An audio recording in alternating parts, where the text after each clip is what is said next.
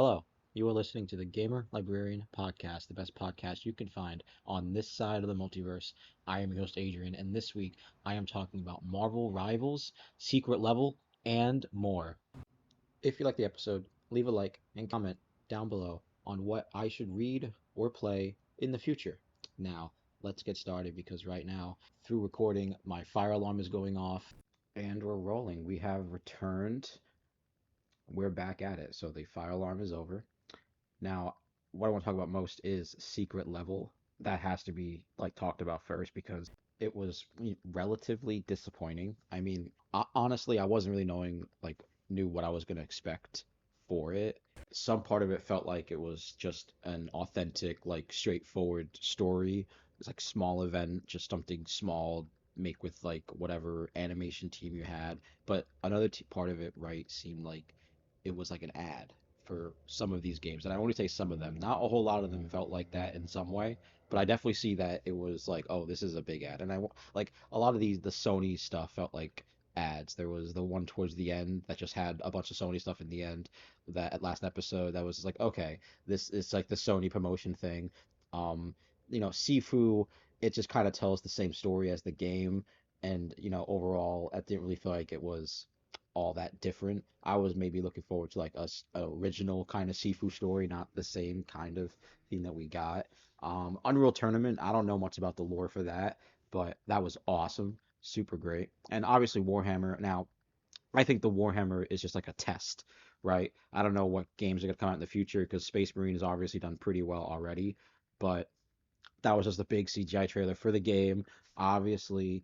But Amazon's working with them in their like live action version of it, so who could really say what that's really for? The Dungeons and Dragons one, I was actually really disappointed on. I want to see more of that because they stopped right at the big battle at the end. It was that was the end of it. I was like, oh, that was disappointing. And so like yeah, the Concord one, right? That's the big one that was such a big surprise that was even still featured here because it was like the game's dead. It's no longer even a thing. I didn't much care for it. The Concord sequence. I mean, it was just like kind of just a little mid. I mean, I would actually probably disliked it a little more than the Crossfire one or Honor of Kings and Exodus. The New World one, that was not really like my particular favorite. And the Outer Worlds one I thought was really great. I guess that's for most of like Outer Worlds 2, and then the Pac-Man one was like the oddball out of the entire thing. It made no sense in terms of like what Pac-Man is. I don't know much about the Pac-Man lore in terms of like Pac World and the TV shows or whatever. I'm not even gonna look at that, but I'm just like on a face value of experiencing that episode. It was just like, okay, this has nothing to do with Pac-Man. And then I see them talking about like putting Pac-Man into some other kind of games or something. I did like New World. I kind of actually overliked the overall story that it told in terms of that single episode, and I kind of want to experience the game now. But um, yeah, it was just felt like these were the live action, not the live action, but like the big CGI, big like cinematic trailer segments that were maybe gonna be part of Game Awards, but then Game Awards didn't have enough time, right? Maybe they like I know that these cons and stuff they are so time restrained with like the people speaking and the trailers already there and then the awards. Like I think this is just the outcast of the things that weren't going to be able to be put out for Game Awards, and they needed some kind of way to get money. Maybe not they couldn't do ads for like these during Game Awards, but they could put it on Amazon. Maybe Amazon paid them or whatever, or they obviously did something with it because they're working on Warhammer and they got a lot of money or whatever. But you know, as a fan of a lot of these games, I thought they were just like all right. I don't know what they're gonna do with the season two. I think like they probably announced it already just for some weird reason. But yeah, yeah, it was in December 20. It was renewed for the second season. That's crazy. So I think it's just like a big ad show. Like I would have preferred maybe like a different kind of spin on certain things. Like Sifu, I think could have been really different. Splunky was like overall just like this is a roguelite dungeon thing, die every time. It's the adventure, not really the end. But like I think I never played Splunky, but I think it's about like the character finding their parents, and that was really conveyed within the overall, trailer of it. But it is what it is. I don't think Dungeons and Dragons needs a big CGI trailer for a show, but like, here it is. I thought it was mostly video game stuff, but Dungeons and Dragons is here, and Warhammer is something that's not specifically video games, but it's set around Space Marine 2 specifically. And yeah, I did enjoy Secret Level overall. It was just a little disappointing with, it feeling like ads and stuff. It was just like I was kind of hoping just like for straightforward stories. But I thought it was really fun to watch. I'm sure most of them will be put online and eventually. They're very short, very short. So give them a watch if you have Amazon Prime and stuff like that. To keep on top of video games, right? I want to do that for a moment. I just want to give a shout out to Maximilian Dude for putting out his mod for Marvel vs. Capcom and Infinite and Beyond, right? So this is a mod for Infinite, the Marvel vs. Capcom 4-ish game that came out a few years ago, and it flopped for many a reason, many a reason. Uh, all of them too numerous to detail, but the game itself has gotten a lot of community support with Max's help, obviously, and they've come together and they've made a mod for the game itself. And they call it Beyond because it just overall fixes some visual issues people have with the game. It adds, things about game modes, music, balance changes, a whole bunch more. There's a trailer and stuff like that. So I, in the future, will definitely be getting Marvel vs. Capcom Infinite on Steam and then just getting this mod because I think the art style for the game is absolute trash. I'm not a big, nitpicker on how the game plays. I'm just a casual as far as it comes to fighting games. I don't care how particular like it's built in terms of like the moveset or the and honestly the balance of it. I could care less. So I'm just here to see a nice, fun, vibrant game get like a nice new fresh coat of paint and some new addition quality of life stuff. There's a whole bunch to do like added on changes that are very visual, very back end, front end. But I'm excited because I think that this franchise could come back in a big way, and this is the biggest way, right? The Marvel vs. Capcom collection is on sale right now, which is awesome. So you guys can go and buy that because it comes with a big portion of the Marvel vs. Capcom franchise, everything except for 3 and Infinite. So other than that, or get Infinite because it's going to have an entirely new art style. No new characters, but I'm sure all kinds of different mod stuff can be applied to that in other kinds of ways. So definitely looking forward to playing that in the future, probably sometime next year, or I'll take the time to check if it's on sale on Steam or something around, the holidays and just see what happens. And yeah, so, video game news, not really a whole lot coming out around this time. Game Awards is already over, so we're not going to get a whole bunch of announcements. Now, I'm extremely behind on where I wanted to be in terms of video games. I would have hoped to have been finished with Wukong and ReFantazio and be playing either more Path of Exile 2 or the Final Fantasy 14 MMO, right? So we're not there yet. So guaranteed to myself that I will finish ReFantazio and Wukong by the end of the year. And we'll see what happens come New Year's. I just don't know when I'm going to finish these games. They're long and they're time consuming, and I don't have a lot of time coming up. It's crazy. But other than that, I'm playing It Takes Two and Portal 1 with the girlfriend. She's almost done with Portal 1. She's been doing that all by herself. Did a whole level without a single word from me. Awesome. So proud of her. And I'm excited to do Portal 2 with her. It's going to be really fun. I haven't played a co-op game in like a split screen co-op game in a very long time, and it's fun to play with them with her. So playing It Takes Two and Portal 2, we're gonna finish those eventually, probably hopefully by the end of the year. So it's gonna be like, the single player games and then those two games, and then we're gonna try and have another fun schedule of co-op games and see what's gonna happen. Maybe we'll stream them by the end of next year. Uh, I'm gonna try and get some more streams or something going on. We're gonna change the podcast days to Mondays, so we're really gonna be switching things up. We're gonna see what's gonna happen, and obviously Marvel Rivals, right? So this game is really fun, really really fun. Um, it's free to play, and there's a robust roster. They're all very different. They all play so different, and the skins, they're extremely pricey in my opinion.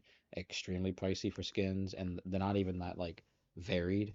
Um, I think like each character only has like maybe 4 skins that you can either earn slash buy for, which isn't a whole lot, especially considering like how often you have to play to earn them. I mean, I haven't really played more than a few hours, right? Like about 10 hours, and I only have a couple. um, like skins unlocked from the like battle pass and then all that other kind of stuff. But overall, I'm having a great time with the game. It's very enjoyable. Um, it's in it's winter season now, which is crazy. So we're gonna see some holiday themed stuff coming up throughout the years. It's gonna be really great.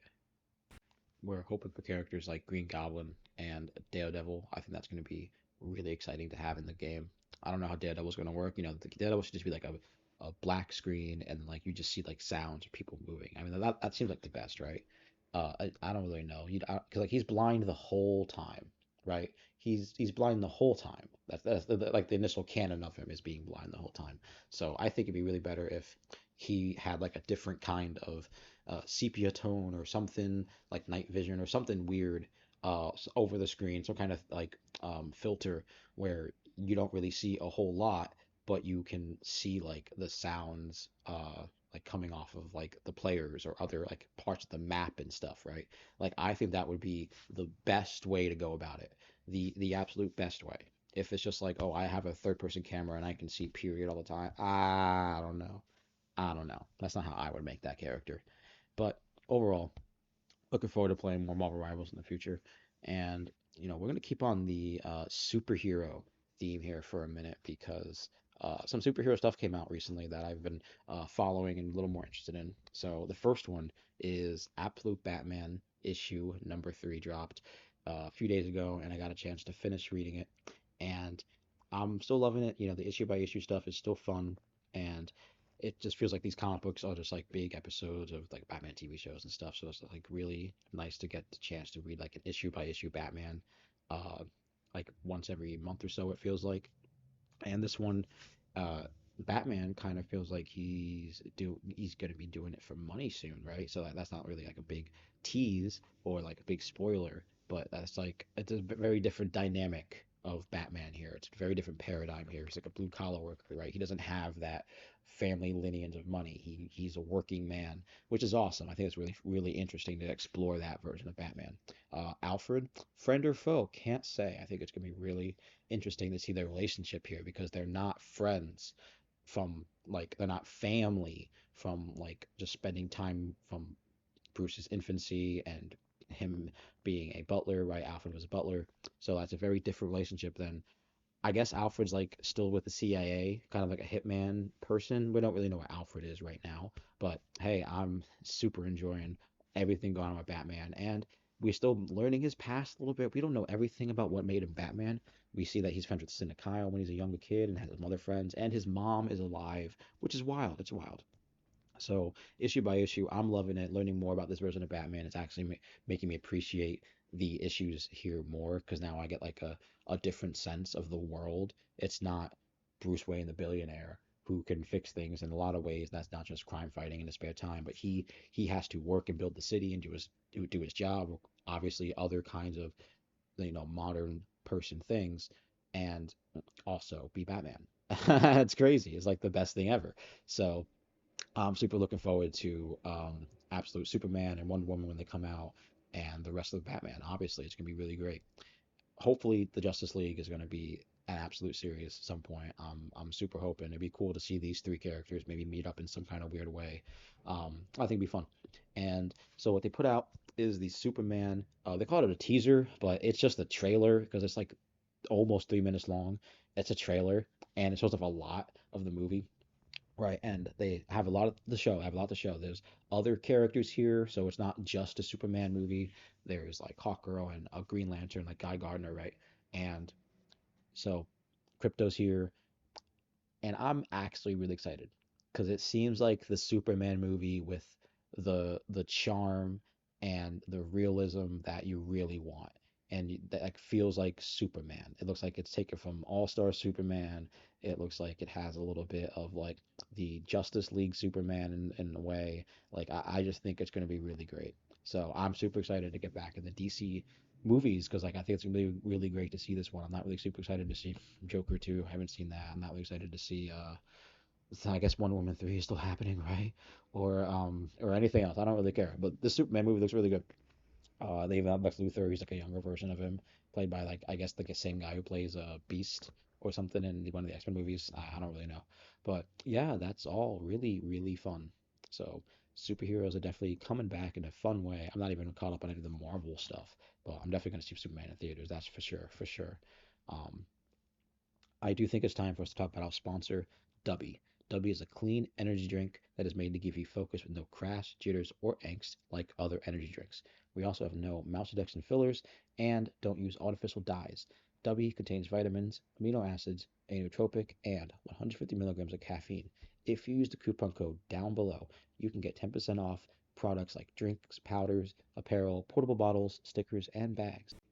Dubby is an energy drink powder that is produced in FDA registered and inspected facilities in the United States.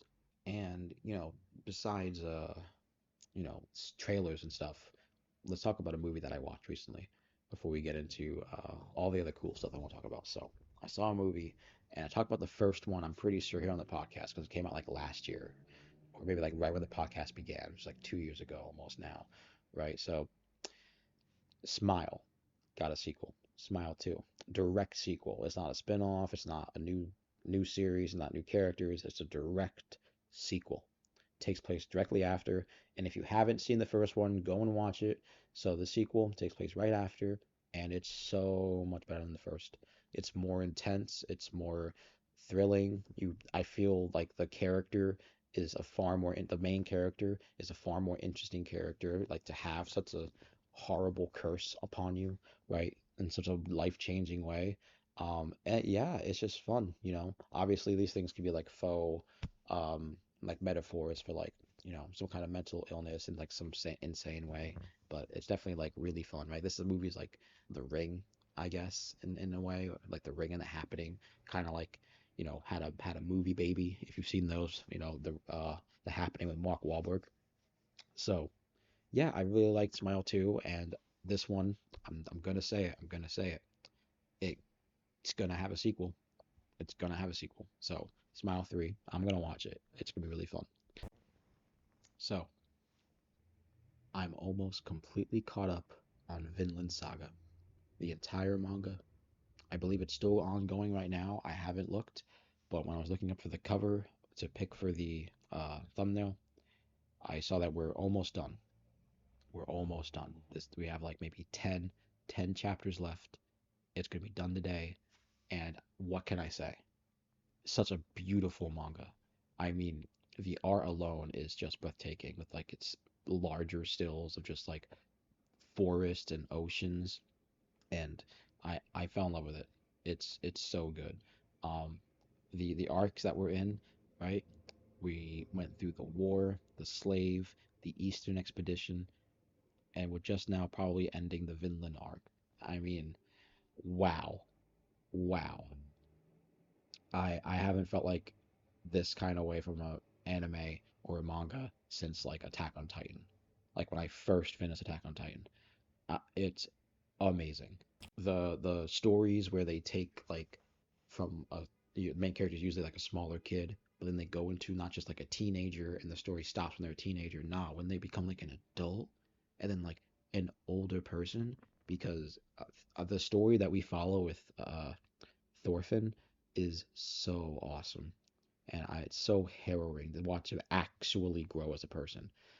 Where he becomes completely different, and his mindset changes, his choices change, and he's dealing with all kinds of conflicts. And I will say I love the mangas where it's just normal human people. Oh man, oh man, like just normal human people. Like they don't necessarily have some kind of superpowers or something, but they're just normal people. Like there's no magic here. It's like, just normal. Like they're in the 11th century. They talking about like the earth is still flat, and there's a character um who who just is smart enough to intuitively think that the world is a sphere.